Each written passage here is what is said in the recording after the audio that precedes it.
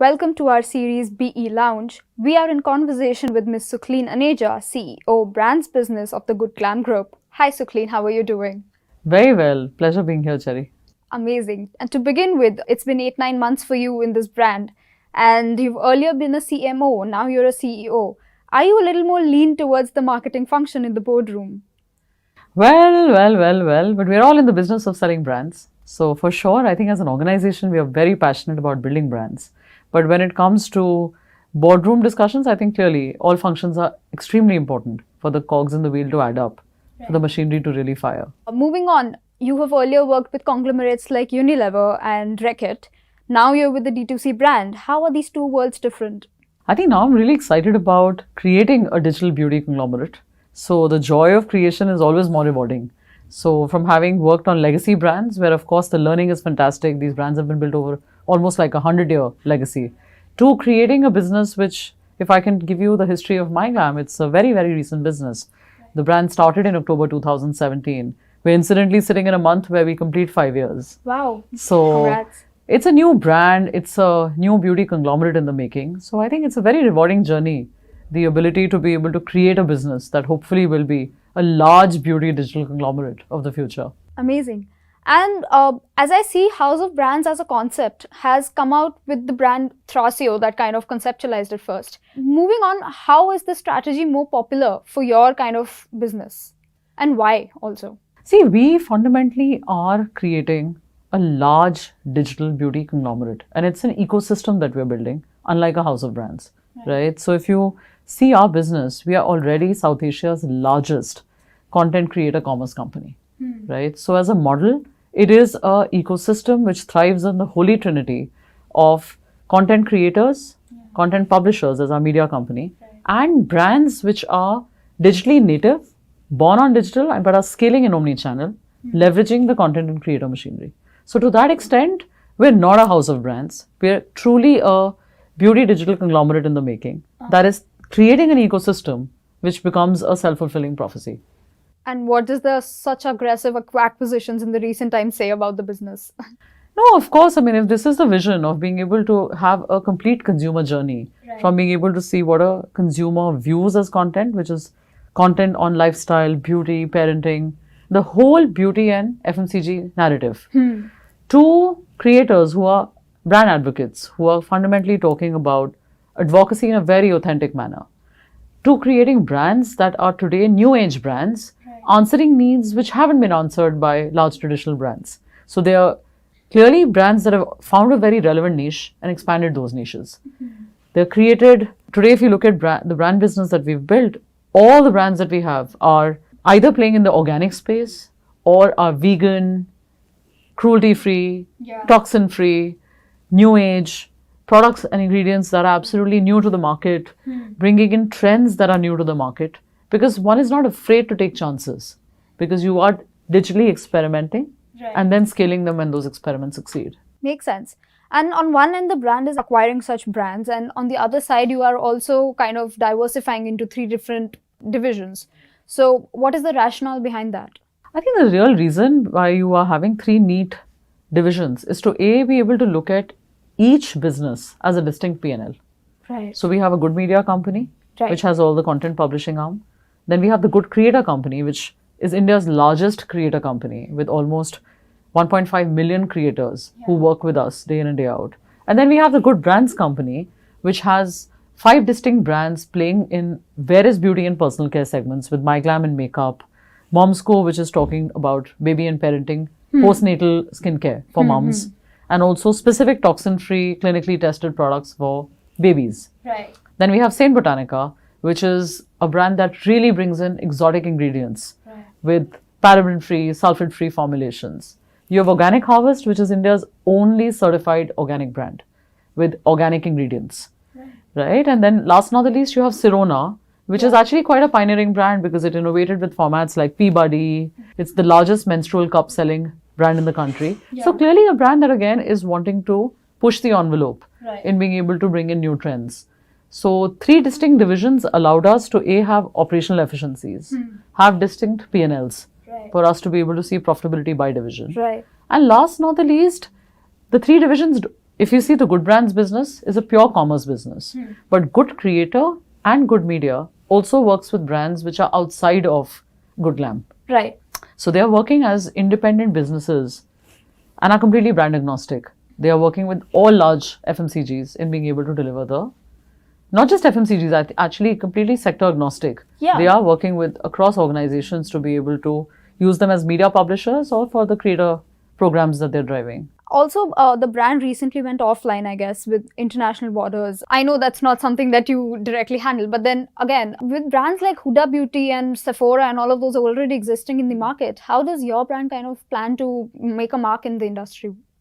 I think there'll never be a better time than now for new age brands to actually push the boundary, right? So I think with content commerce as a strategy, taking brands international, today there is absolutely no reason why a brand that's being born in India doesn't find relevance in all the markets which either have a large number of Indian expats staying in those markets, or have audiences which see relevance in the benefits that we're offering, which is either because of tropical countries and weathers that they're living in, or because the skin tones and colors are very suited to the skin types that we offer from an Indian palette perspective. So I think the relevance for our categories and products today, or what is being created by the group, finds relevance across borders.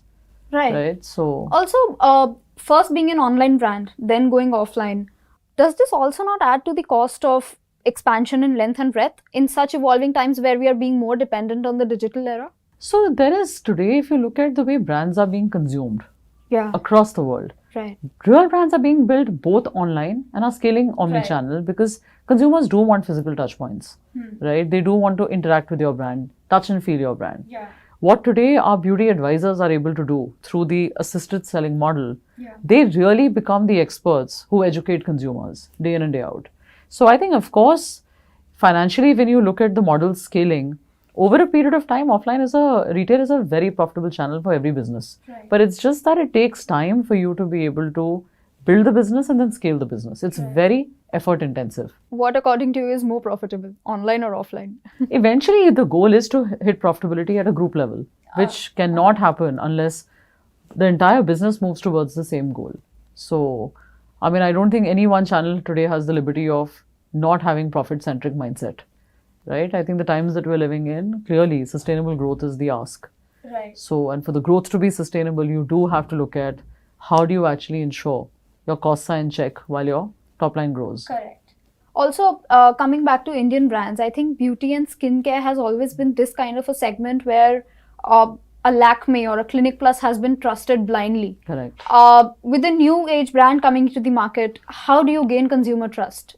I think the best answer lies in the results. Like MyGlam today is already India's #1 online D2C brand, right? And the reason why that's happened is in the last 5 years, the brand has actually been able to create a lot of consumer trust. And why that has happened is also quite straightforward. Today, you have a brand that is constantly engaging with digitally native consumers. The beauty of digital as a medium is it's a two-way communication. We run perhaps the world's largest survey on being able to ask consumers what do they want. And you try and create an offering or a palette of innovations which are personalized to her needs. So to that extent, today in the new age era, I think consumers are far more willing to experiment with new brands, new trends. I think the only thing that allows you to have a sustainable repeat business is when your products offer superior quality. Because fundamentally, everybody loves a good product, right? And a great product creates a fantastic repeat funnel. So I think one of the big focuses for us at an organization level is to ensure our products continue to be heroes. We never sell anything which we are not ourselves delighted to use. And I think as long as that obsession for quality product remains in the DNA of the company, your repeat business is always going to be secure. But also, I'm speaking this with personal experience. So, because I'm a huge fan of Saint Botanica products, you're offering all your products for the trial base at ₹1 after a survey. I guess that's with MyGlam lipstick also and Saint Botanica shampoos as also. So, is this an offer which is kind of gives an impression of too good to be true and also shakes the consumer trust a little, or it is something that's a good, interesting launching offer for you? No, but think about it like this, right? Look at the history of brand building. Yeah. I think the fundamental premise to brand building is to seed a product and to generate consumer trial. Right? So if today you were in an offline business, I'm saying 15 years ago, what would you have done? You would have actually gone to the shelf, picked up a shampoo, and you would have got a conditioner with it. And that's how you got exposed to the category of conditioners. 20 years ago, most of us did not grow up using conditioners. We were only oiling our hair and applying shampoos. Right? The whole category got seeded with trial. So whether you do it in offline or online, strategically the idea of any such incentivization program, whether you give it in retail with a product or you incentivize people to try it at absolutely at no cost, is to take away the risk of trying a new brand. Okay. And once you try a brand and the product experience is fantastic, there's no reason you won't come back. Also, moving ahead towards the technology of AI and martech, these are the two most spoken terms today in the brand world. How is Good Glam adapting to this trend?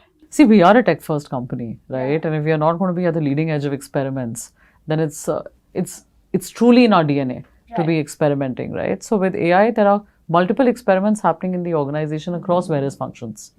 And with respect to martech as well, fundamentally, when we are a D2C business, the kind of access to data and understanding that we have on the back end with respect to the content that she consumes, to the products that she buys, gives us an extremely rich persona for us to be able to A, target better, B, customize better offerings.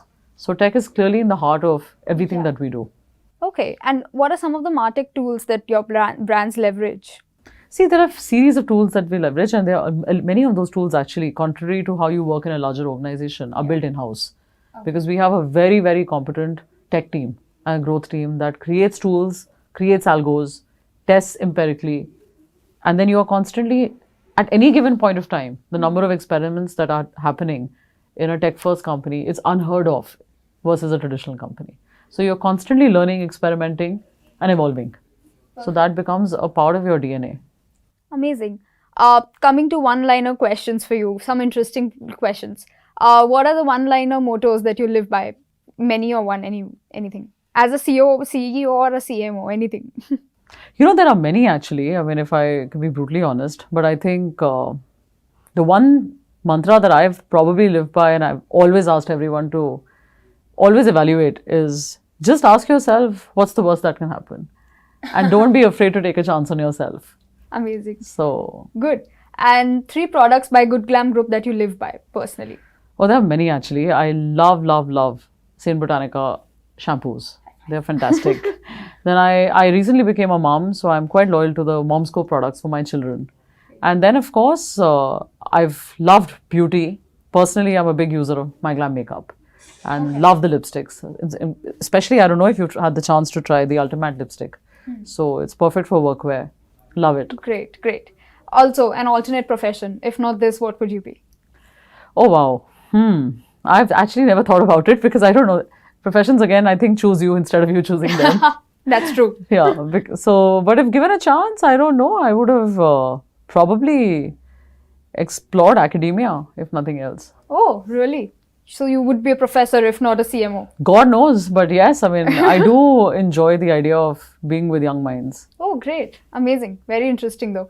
Also, lastly, one-liner of advice that you would like to give to aspiring CEOs and CMOs.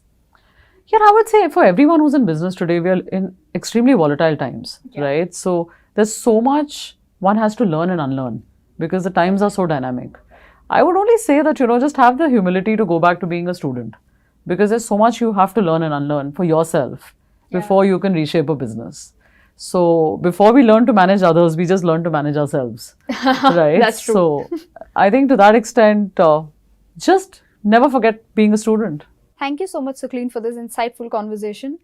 We are done with this episode of BE Lounge. Stay tuned for more.